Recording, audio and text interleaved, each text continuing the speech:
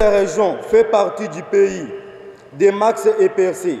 Cette haine de Louba, animée par certains Congolais, en mal de positionnement politique depuis plusieurs années, a pris de l'ampleur ces derniers temps, jusqu'à attendre la chanson Louba, Kangaye Bomaye.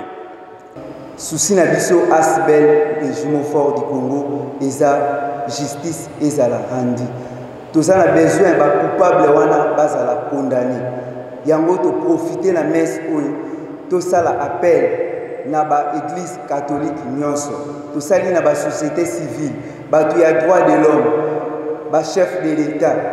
To sali na ba autorité nyonso ya mboka na biso baza compétent pour na rendre justice na ba oyo bayebaki na kotumba bandeko na biso babomi bango.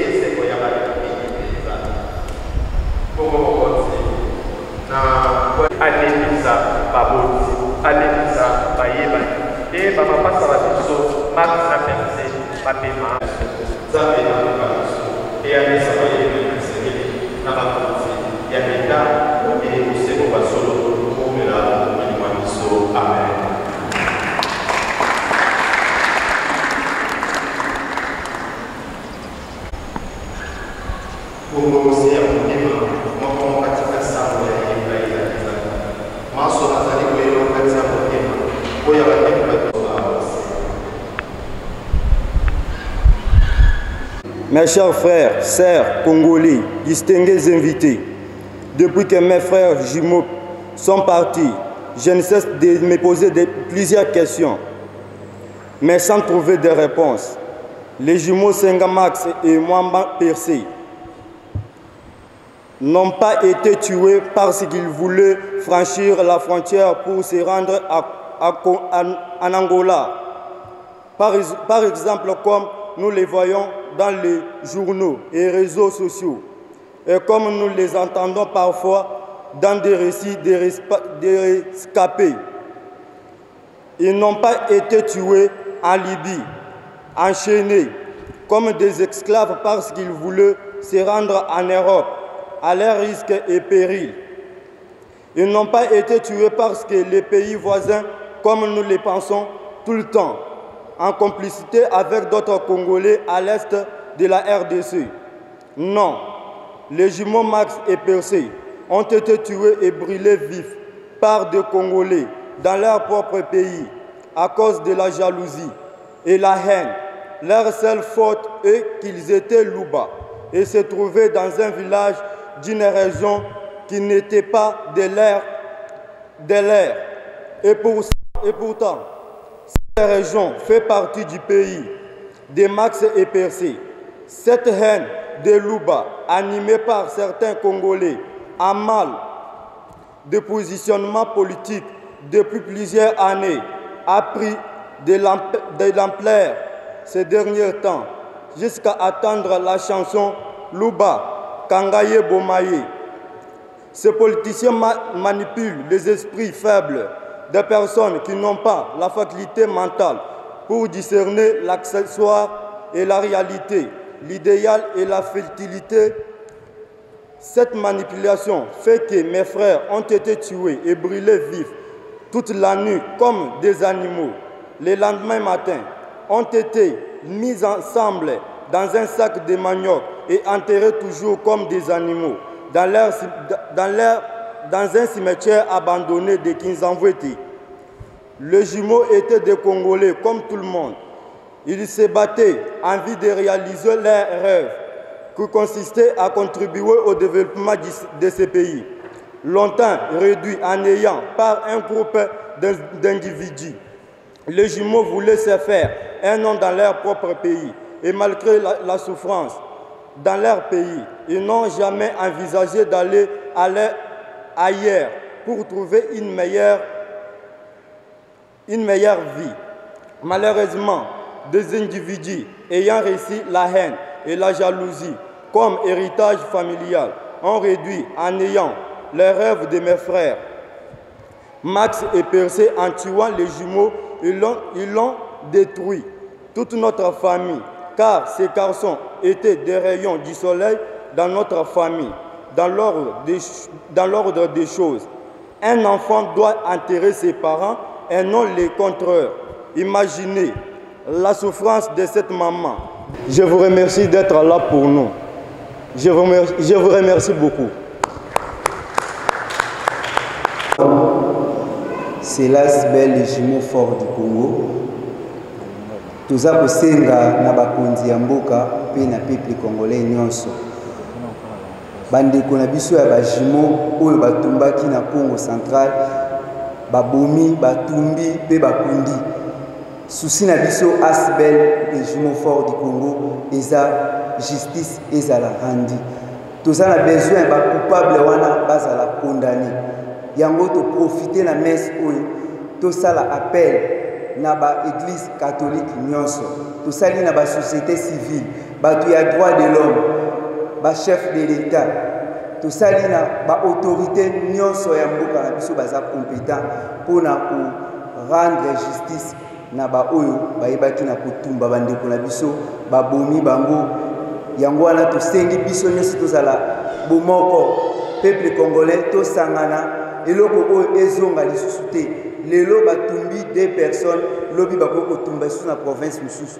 Yango to telemeli yango to sengi ba autorité ba rendre justice na bandeko na biso oyo.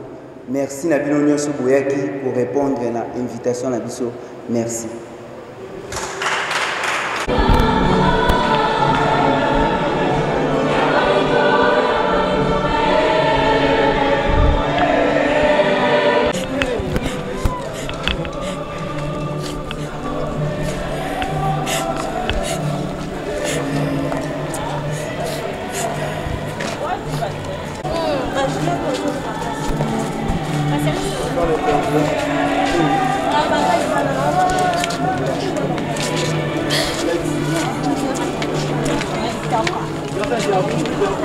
L'ASBEL, les jumeaux forts du Congo, les lobos biso awa na messe otouti kosala touti kobonde la pona bandeko na biso o bazaki parmi nous o bautaki kotika biso le 30 juillet na Kinzamvwete ezalaki na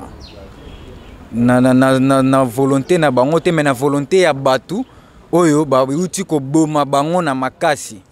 Bandeko na biso ba Max na Percé tozalaki na bango awa bakendaki Congo central na ba activité na bango musical pour baza pe ba artiste musicien bakendaki kuna et puis confinement et kangaki bango kuna.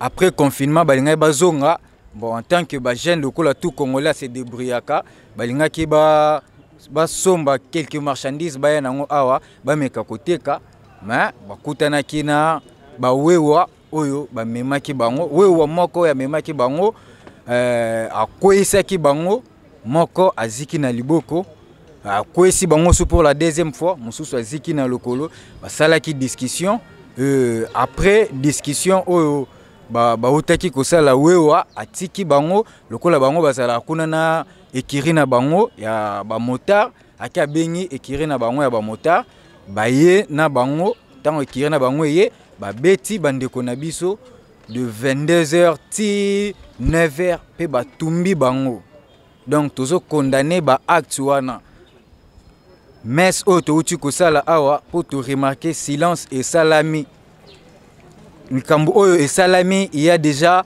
plus d'un mois, 1 mois et demi déjà au tozo qui est déjà dans qui déjà na deuxième mois yango mais tozo mona silence et zo continuer batu oyo bakanyi wana souci na biso ezali ba condamner bango en public pour servir na ba misusu comme exemple tolingi susu makambo oyo et se répéter te na kati ya mboka na biso ba Max na Percé baza ba congolais ba bomi bango et pas ba congolais car na kati ya mboka na bango tolingi susu likambo oyo et se répéter te ndiango wana tozo bele la justice et sala mapona bandeko na biso pour servir pe na ba misusu comme exemple makambo oyo et se répéter li susu te. Donc tozo senga na ba autorité nyonso compétent ba kota likambo oyo donc ba kota likambo justice ya solo et salema justice et salema tout ça déjà en état de droit tout ça sûr que justice et ko salema ndiango wana tozo belela tozo rappeler ka lisusu justice et salema nde tokozwa kimia mais tant que justice sona ne salamité biso pe ba mapasa tokozwa kimia te tokovanda pété. Donc toujours c'est la justice et salé. Est-ce que bon le programme il y a plaidoyerie c'est-à-dire que le retard dans sous nani président de l'Assemblée nationale pour le belanaï beaucoup le belanaï au début voix on a programme voilà bon ba programme wana nyonso ezali tozana ba programme wana après ba programme wana nyonso ezali tozana ba programme wana après awa tozana ba plaidoyer ba memo oyo tokokende kotikela ba autorité pona kosenga bango peke ba oyo ba bumaki bandeko na biso ba kita awa ba sambisa bango awa comme ça ba condamner bango en public et servir ba sous leçon. Tozo kende cimetière kokende kotika ba germe de fleurs kuna après cimetière nde toko vanda na famille mukende après to panzani. Mwabeo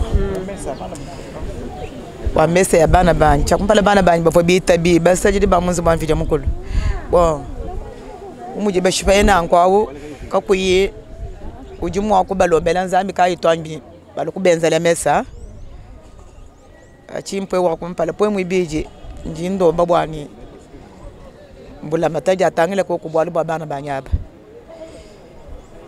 mbamanya kushika kajiba jiba shiba yaba babenza la bwalwebo mbula mataja babigidisha munwemu bafika munwemu balumbula kumpala kwa bantu bonso batangile kwa jiki cheni bwalu bukwa buto sasa kijila mama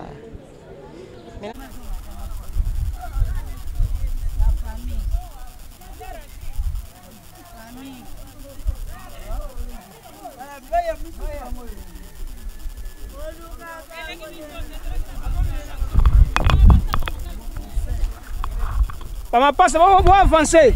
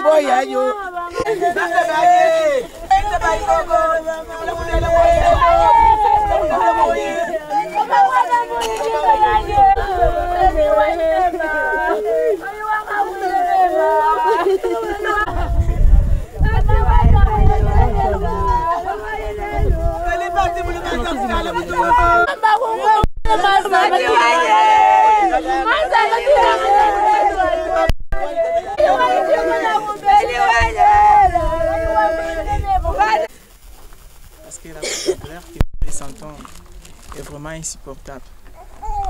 Et nous empêche parfois, nous affaiblit et nous empêche parfois à faire d'autres choses. Et nous ne savons pas combien de temps cela pourra durer.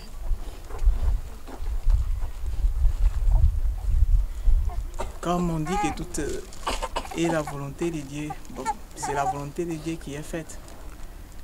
Nous n'avons rien qu'on puisse faire pour le moment.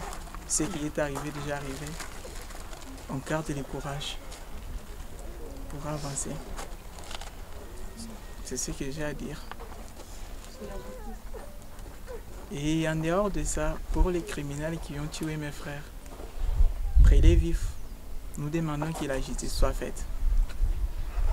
Bien que cela, il y a quelques jours qu'on m'a appris que le jugement avait commencé, mais n'avait du tout pas bel et bien commencé.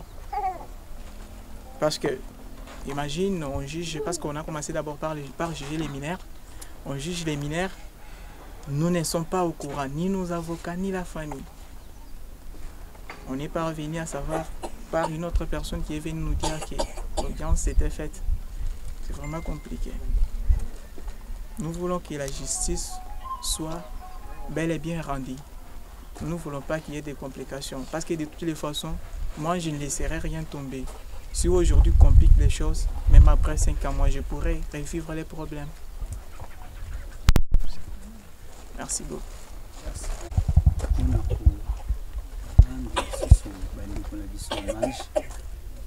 Et kosenga nzambe arande justice mpona bango mpe bakonzi ya mboka tosengi bango justice esalema. Toza awa toza na bilelo.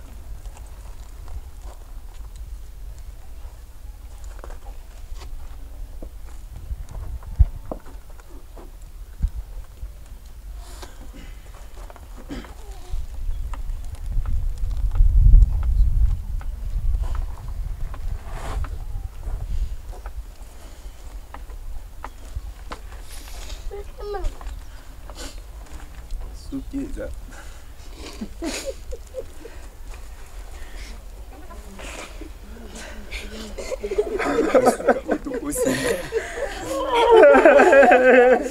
C'est justice en termes.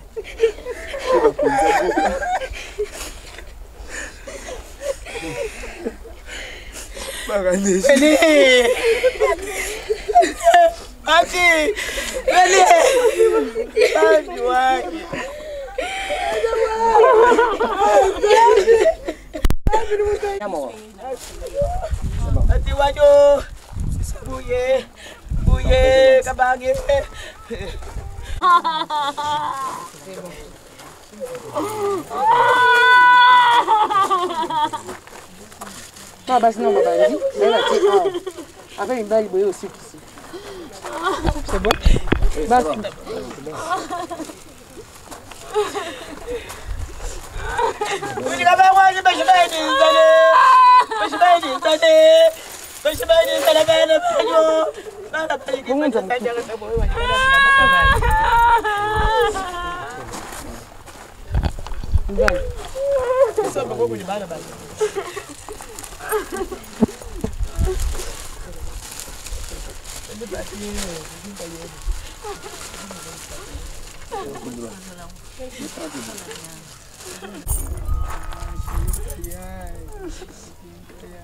Bon.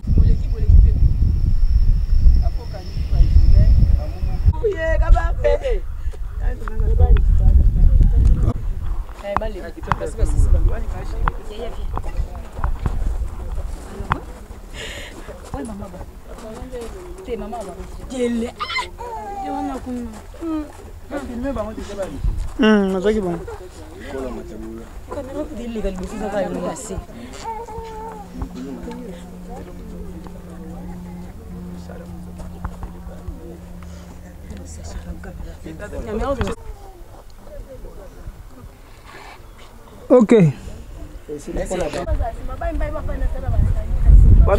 Non, non, c'est bon. famille boleka boye.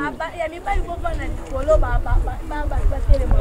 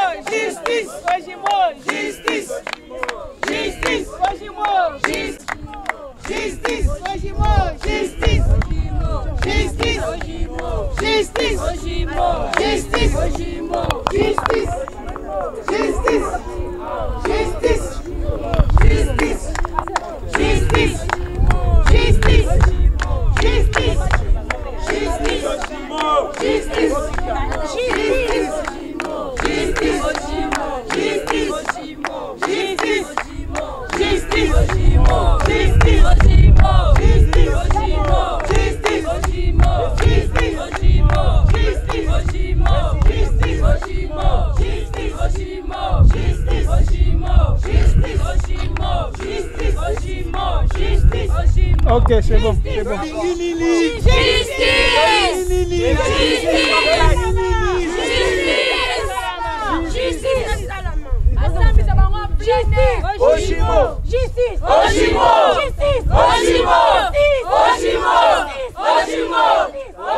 Que voulons-nous?